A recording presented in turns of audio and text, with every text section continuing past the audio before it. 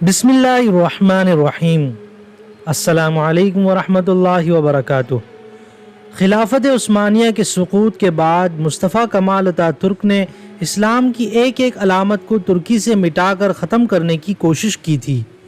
خلافت عثمانیہ کے دوران ترکی میں کئی بڑے دینی مدارس قائم تھے، جن میں مدرسۃ الواعظین، مدرسۃ الائمہ والخطباء اور مدرسۃ الارشاد وغیرہ شامل ہیں۔ 23 مارچ 1923 کو یہ مدارس یا تو استبل میں بدل دیے گئے یا پھر ان میں مارکیٹیں قائم کر دی گئیں۔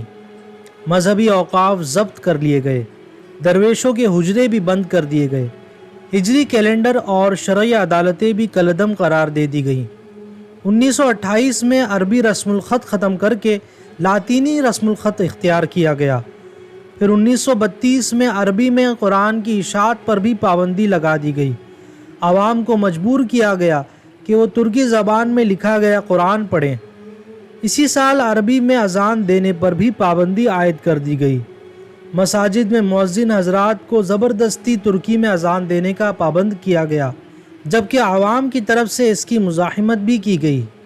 1950 میں عام انتخابات کے نتیجے میں برسر اقتدار آنے والے سیاسی رہنما عدنان مندریس نے عربی زبان میں اذان دینے کی دوبارہ اجازت دی، لیکن فوج اور عدالتوں کی طرف سے اس کی مزاحمت کی گئی اور بالآخر عدنان مندریس کو 1960 میں پھانسی دے کر شہید کر دیا گیا۔ کمال اتاترک کو اسلامی تہذیب و ثقافت سے اس حد تک نفرت تھی کہ اس ثقافت سے جڑی ہر نشانی پر پابندی عائد کر دی گئی، حتیٰ کہ اس نے درویشوں کے پہنے جانے والے چغے اور ترکی ٹوپی پہننا بھی ممنوع قرار دے دی۔ اس وقت تو انتہا ہو گئی جب اس نے یہ حکم نافذ کیا کہ ترک مسلمان آئندہ خالق کائنات کا عربی نام اور اس میں مبارک اللہ بھی زبان پر نہ لائیں، بلکہ ترکی کا نام تھانر سے یاد کریں۔ ان اقدامات سے کمال اتاترک مطمئن ہو گیا کہ اسلامی تہذیب و تمدن کے سارے آثار وقت کے ساتھ ساتھ مٹ جائیں گے اور ترکی مکمل طور پر یورپ کے سانچے میں ڈھل جائے گا۔ بظاہر اس بات کا امکان بہت کم نظر آتا تھا کہ ترکی میں اسلام کا نام لیوا کوئی فرد باقی رہ جائے گا، لیکن قدرت کو کچھ اور ہی منظور تھا۔ گھروں میں اور نجی طور پر نہ صرف قرآن بلکہ مذہب اسلام کی تعلیم ڈھکے چھپے انداز میں جاری رہی۔ فکر اسلامی کی ترویج کے لیے جہاں اور دیگر افراد نے کام کیا، وہیں سب سے نمایاں نام نجم الدین اربکان علیہ الرحمہ کا ہے۔ اربکان اور ان کی پارٹی نے ترکی میں احیاء دین کا کارنامہ سر انجام دیا۔ اس پارٹی کو عوامی مقبولیت حاصل ہونے میں کئی عوامل ہیں، جن میں سر فہرست خلافت عثمانیہ دور کے دینی مدارس سسٹم امام خطیب مدارس کا اجرا ہے۔ یہ تعلیمی نظام بھی عثمانی خلافت کی نشانیوں میں سے ہے، جسے سقوط خلافت کی کچھ عرصے بعد بند کر دیا گیا تھا۔ درمیان میں کچھ عرصے کے لیے اس سسٹم کو بحال کرنے کی کوششیں ہوتی رہیں، مگر فوجی بغاوتوں نے اس تخم کو برآور نہیں ہونے دیا، یہاں تک کہ 1973 میں ایک قانون منظور ہوا جس کے بعد ان مدارس کی قانونی حیثیت تسلیم کر لی گئی اور یہاں پڑھنے والوں کو کالجز میں داخلے کا اہل قرار دیا گیا۔ 1980 کی فوجی بغاوت میں تو ان مدارس کو بند کر کے نجم الدین اربکان سمیت 65,000 افراد کو جیل میں ڈال دیا گیا۔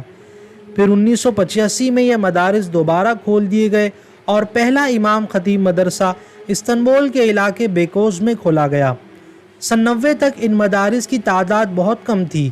اس کے بعد عوام نے ان کی تعمیر میں بڑھ چڑھ کر حصہ لیا اور 1997 تک امام خطیب مدرسے کی 100 شاخیں کھل چکی تھیں اور یہاں پڑھنے والے طلباء کی تعداد مجموعی طور پر 5,11,502 ہو چکی تھی۔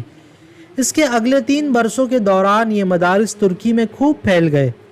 ابتدائی تعلیم کے مدارس کی تعداد 601 اور اعلیٰ تعلیم کے مدارس کی تعداد 402 ہو گئی، جبکہ طلباء و طالبات کے سمندر نے ان اسلامی اسکولوں کا رخ کیا۔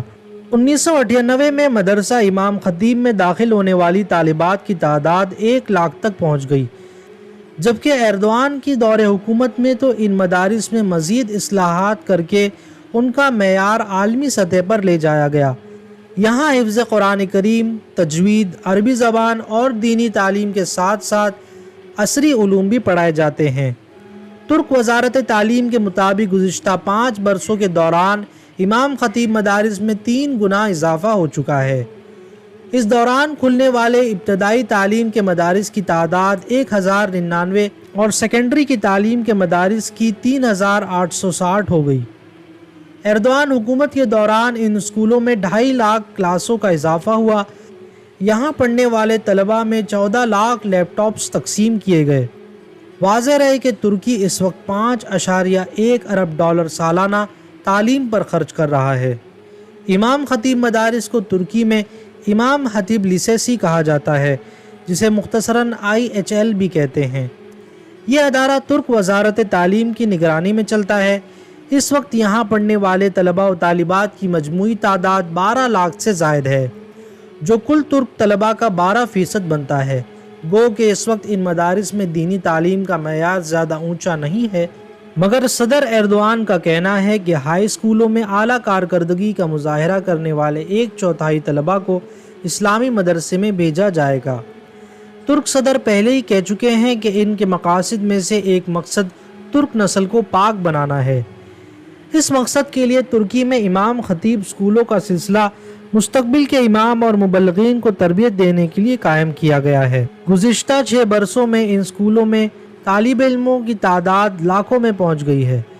ترک وزیر تعلیم اسمت یلدز نے CNN ترک سے بات کرتے ہوئے کہا کہ امام خطیب اسکولوں کی مختص تعداد سائنسی اور عمومی تعلیم کے 62% اسکولوں کے مقابلے میں بہت کم ہے۔ انہوں نے مزید کہا کہ ہر کسی کو امام خطیب اسکول نہیں بھیجا جا رہا، اور اگر کوئی ایسا کہتا ہے تو یہ مبالغہ آرائی ہوگی۔ امام خطیب میں تعلیم بالکل مفت ہے۔ اس کے علاوہ بھی کئی ایسے اسکول ترکی کے مختلف شہروں میں کھل گئے ہیں جو عصری علوم کے ساتھ ساتھ بنیادی اسلامی تعلیم فراہم کرتے ہیں، تاہم یہ ادارے طلباء سے بھاری فیسیں بھی لیتے ہیں۔ واضح رہے کہ صدر ایردوان بھی اسی امام خطیب مدرسے کے فیض یافتہ ہیں۔ جناب ایردوان صاحب کا دینی سفر اور مدرسے میں ان کی تعلیم پر ہمارا ایک مستقل ویڈیو ہے، جسے دیکھنے کے لیے آپ ٹاپ رائٹ کارنر میں موجود آئی کے بٹن پر کلک کر کے دیکھ سکتے ہیں۔ اس ویڈیو میں اتنا ہی۔ ویڈیو اچھا لگے تو لائک کریں، شیئر کریں اور چینل کو سبسکرائب ضرور کریں۔